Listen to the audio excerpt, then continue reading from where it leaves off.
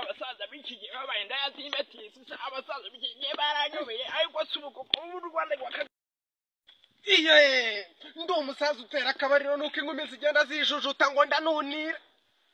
gorera subscribe twikomereze n'ubundi nta myaka ijana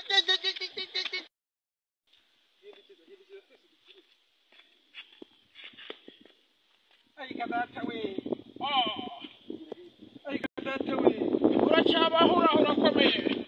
ndakora kandi ndagize gushira umusaza cyamatare nabo iminsi myinshi vuga ngo imyaka we ni imyaka ariko nk'abasaza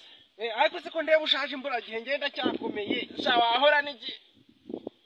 ko byanyobeye byakuyebeye bite mbwira muzeyi nagiye dore umugore wanjye arenda kunkubita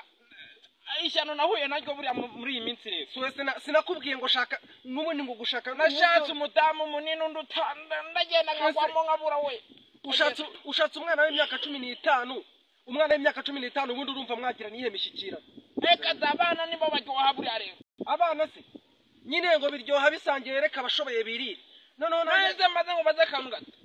ngiye ko umudamu wanjye yananiye ora cyamushobora amange agenda avuga ngo ndanunira namba nawe uranunira agenda avuga ngo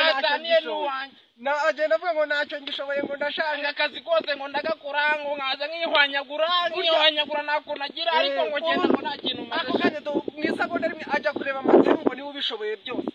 ariko bamutse